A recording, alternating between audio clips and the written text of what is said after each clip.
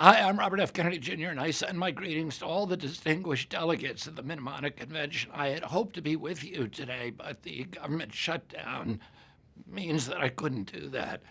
The Mnemonic Convention was born from a shared moral conviction that no human being should suffer from exposure to mercury. You came together to protect future generations from this potent neurotoxin, and I'm looking forward to continued progress. Article 4 of the convention calls on parties to cut mercury use by phasing out listed mercury-added products. But in 2010, as the treaty took shape, negotiators made a major exception. Thimerosal-containing vaccines were carved out of the regulation. The same treaty that began to phase out mercury in lamps and cosmetics chose to leave it in products injected into babies, pregnant women, and the most vulnerable among us. We have to ask why.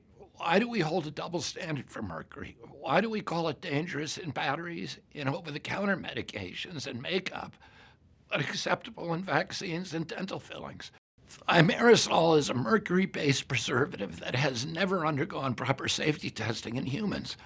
Hundreds of peer-reviewed studies identify it as a potent neurotoxin, a mutagen, a carcinogen, and an endocrine disruptor.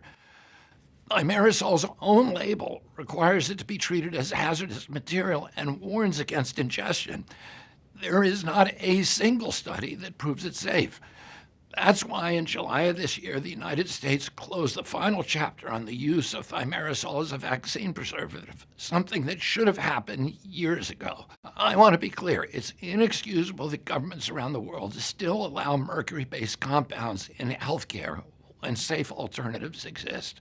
Now that America has removed mercury from all vaccines, I call on every global health authority and every party to this convention to do the same.